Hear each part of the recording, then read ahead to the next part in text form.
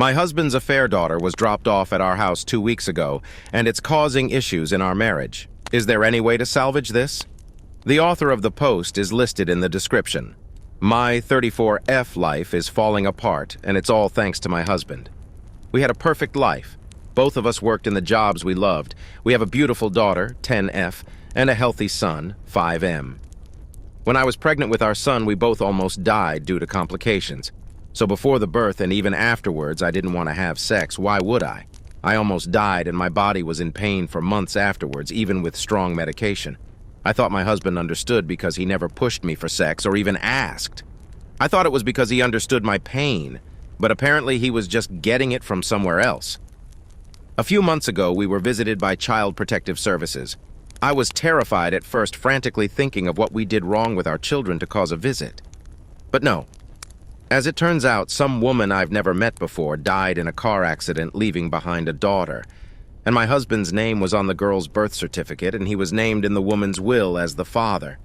I thought it was a mistake at first until my husband told me the truth.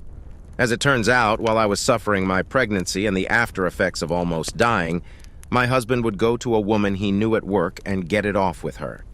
He said this as if he did me a favor. Well, as the CPS worker explained to us, my husband is her closest living relative that can care for her. The woman's family apparently wanted nothing to do with the poor little girl. When she asked us if we wanted to take her in, I said yes. Yes, I know this might be the true cause of all my issues, but my husband pawned that poor girl off to live with her single mother for 5 years. He doesn't get to pawn her away when she needs help. She's his responsibility, and now is ours. I told him I'll help take care of the necessary visits for wellness checks and help with whatever CPS wants us to do. All he had to do was explain everything to our children. The fact I'm saying this tells you what he did. Yes, nothing. We had to clean out a room and buy new furniture and even looked for some toys. Our children go to a private school, so I picked up some more work hours in order to be able to afford her tuition. I was the one who had to tell our extended families the big change because he didn't want to do so. I did almost all the heavy lifting. So color me shocked when his daughter finally joins our family 2 weeks ago, and the first words out of our children's mouths was, "Who's that?" Yes, I was the one who had to tell our children's school, extended families, family doctors, and my workplace about my husband's affair and subsequent addition to our family. But he couldn't tell our children, being he was too ashamed to face them. So guess who was the one who had to explain that they have a sister now as I'm trying to settle the poor girl into her new home and room? And shocker, our children didn't take the news well as it was happening right in front of them.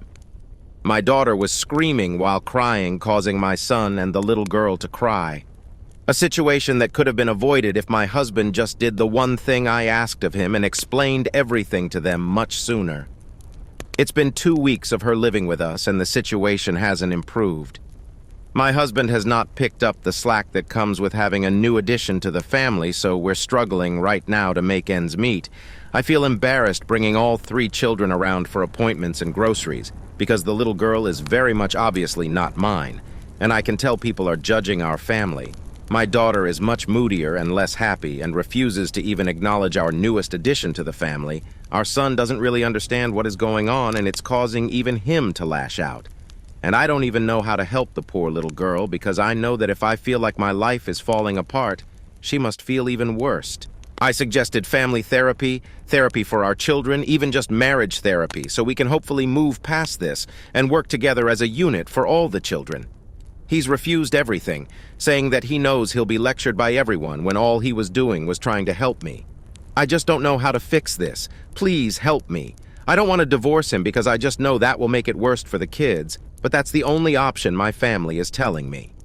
Meanwhile, his family is begging me to make this work and to just look past it. Thank you. I hear you all loud and clear. We'll be looking into therapy for me and the children and hopefully a good divorce lawyer, but first I need to get some answers because some of you are raising some good points. Comments. Commenter. The kids need therapy. If he won't go, that should tell you a lot. He doesn't give a shit about any of you. And also, doing you a favor? What the actual fuck? None of these kids asked for this. You didn't ask for this.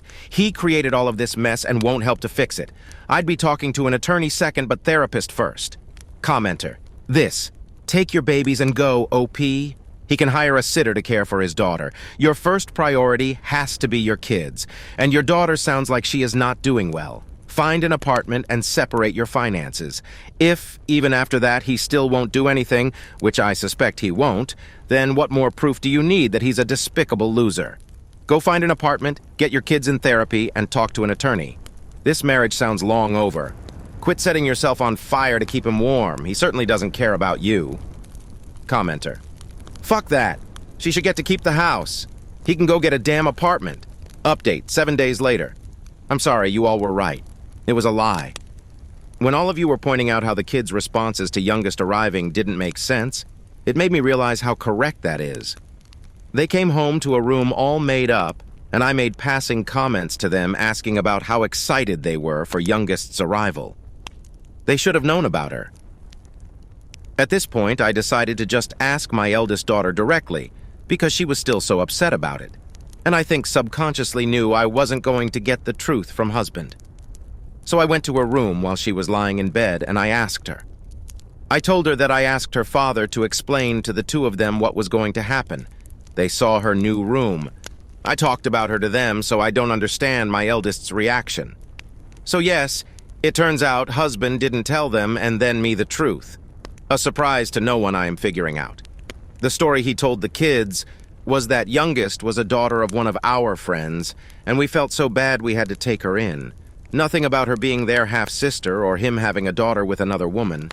Well, when she came home that day and the kids asked who she was, the pictures we were able to share of youngest she had braids in and wore much different clothing then when she arrived, it was my response to them that ruined his little lie.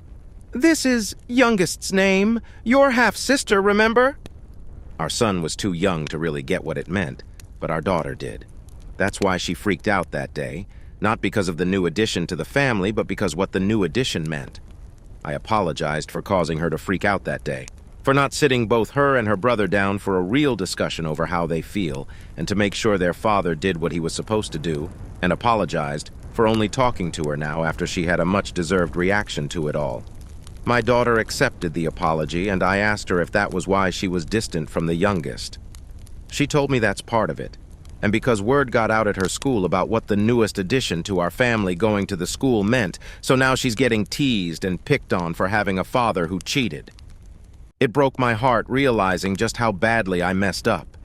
By continuing to beg the spineless man they called a father to help them, and then allowing myself to get shut down, I was essentially allowing all the kids' needs to be ignored. I told daughter I'll sign her and her brother and sister up for therapy. Of course, the pathetic man tried to plead with me not to when I mentioned signing the kids up, but I told him to give it up already. All 3 children's lives have changed, and it will help them adjust with a professional to speak to. He's been grumbling and whining about it, but I don't care anymore. And this might cause many to be upset with me, but I'm in the process with husband to have him transfer custody of youngest to me. I've grown to care for her, and as some comments in my last post have pointed out, once I do divorce him and leave with our kids, I don't doubt he'll treat her awfully or neglect her. He's been right on board, and it took some convincing, but his parents finally agreed to be witnesses. I got all the paperwork set up and scheduled an appointment with an attorney to help with anything else. Once that happens, I'll try to get everything I need in order to have a smoother divorce, and then subsequent move to be closer to my family. Thank you to everyone for giving me a good slap in the face and help me realize that the children and I deserve better, and I was being so gullible into thinking a man who cheats on his dying pregnant wife is deserving of any respect. Comments. Commenter. You're doing a very noble thing taking care of this girl. She's not your responsibility, but you're taking it on anyway. You're an angel. Okay, next story. My husband is in love with his student. I have no fucking idea what to do. My husband and I, both 35 RN, met in college. We fell in love and got married 8 years back. I gave birth to our daughter in 2020. My husband is a professor at this med school. He's a doctor himself. My friend Sarah also works in the same college, and she's in the same department as my husband. A few months back, in December, Sarah took me out for lunch and told me that she suspected something's going on between my husband and this med student, 25F. She claimed she'd seen both of them give yearning looks to each other. She said that she's known my husband for so long and she'd never seen him talk to any other woman like this, that he'd been so aloof around women all these years, but it's just different with this one girl. In that moment, I had laughed at her face. I remember telling her that she's jumping to conclusions based on these supposed yearning looks. "That's why I didn't tell you before," she had said. "I was confused too. It's not like he goes out of his way to talk to her, but whenever they do talk, it's like watching a slow burn romance movie. She looks at him like he's Brad Pitt, and he looks at her the way he used to look at you." I remember the exact words because they stung.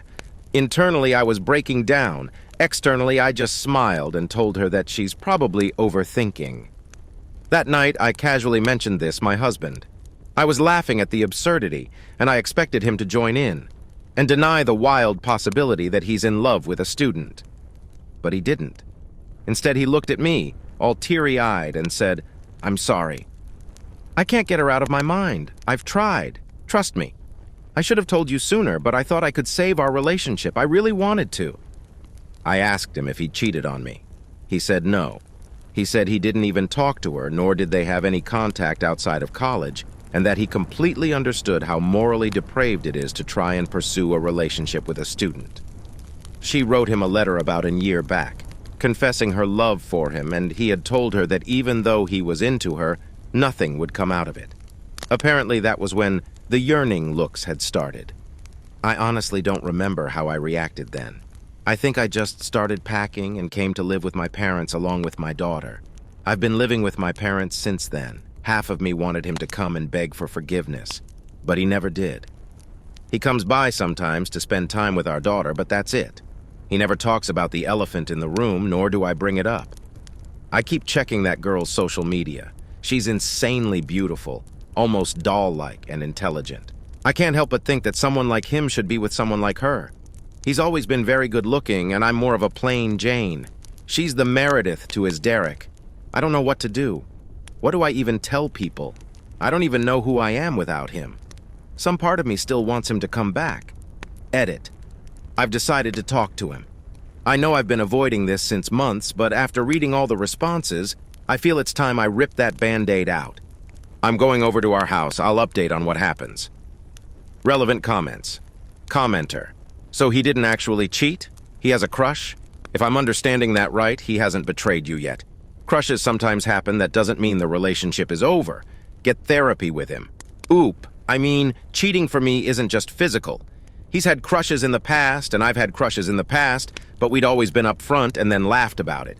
This one feels like a betrayal because he was attracted to someone for more than a year. This someone gave him a freaking love letter. He told her that he's attracted to her, and not once did he mention it to me.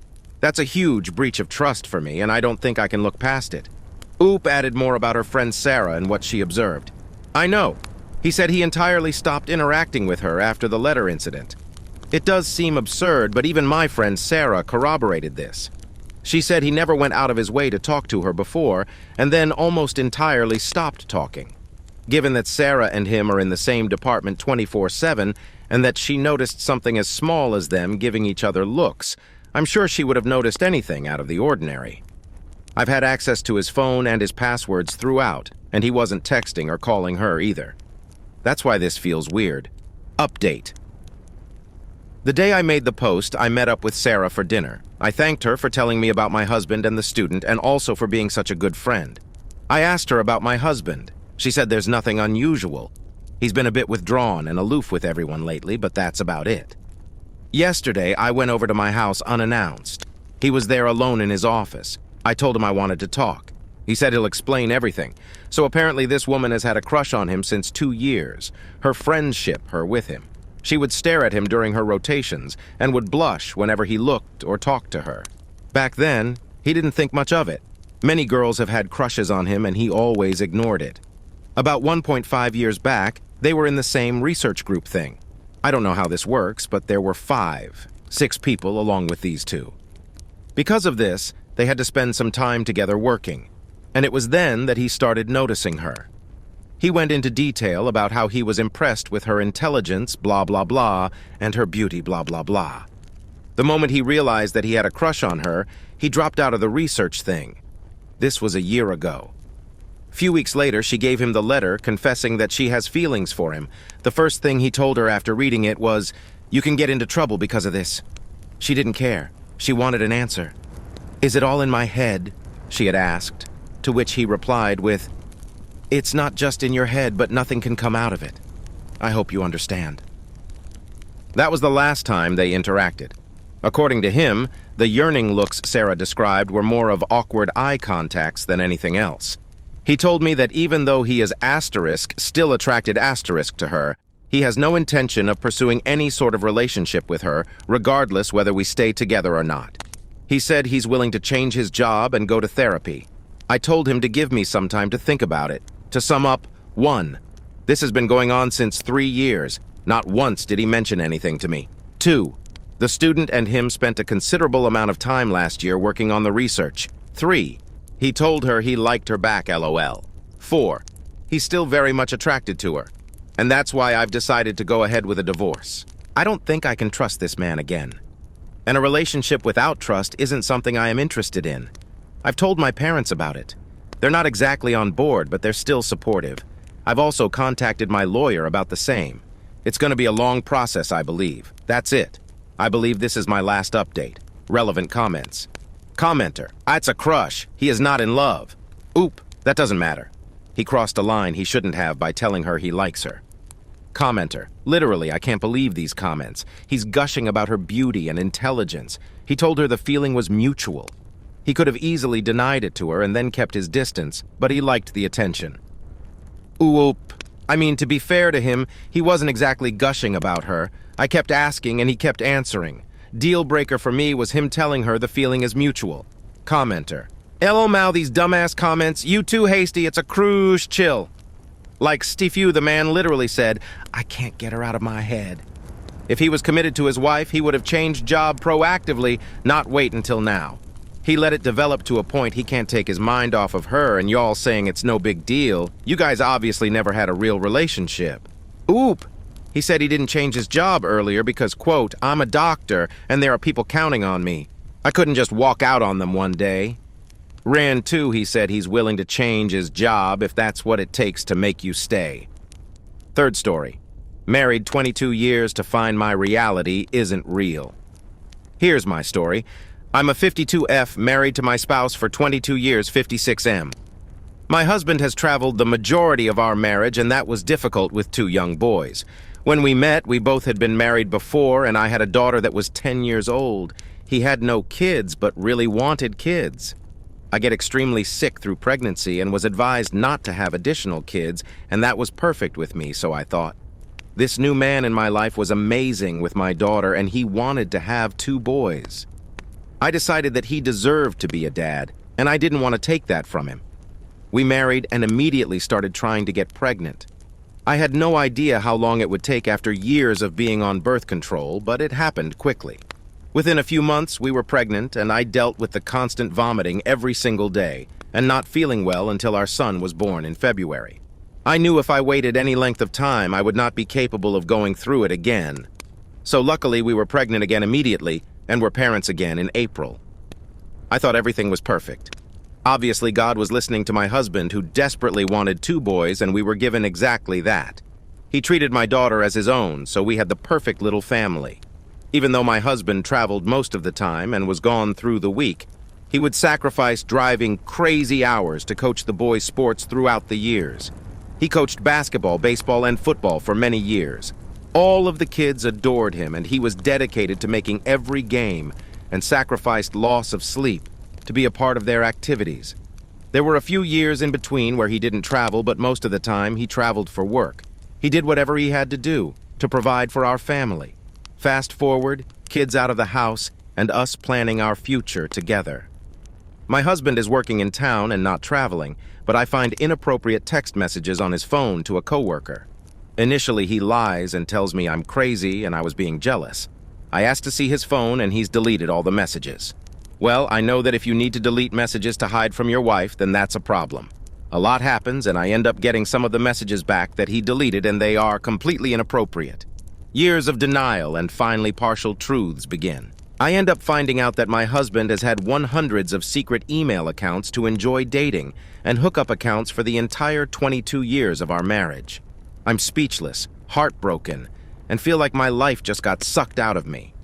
How have I not known that I've been lied to all these years? My husband has always been extremely jealous of anyone having my attention besides him, so I lost all my close friends and relatives.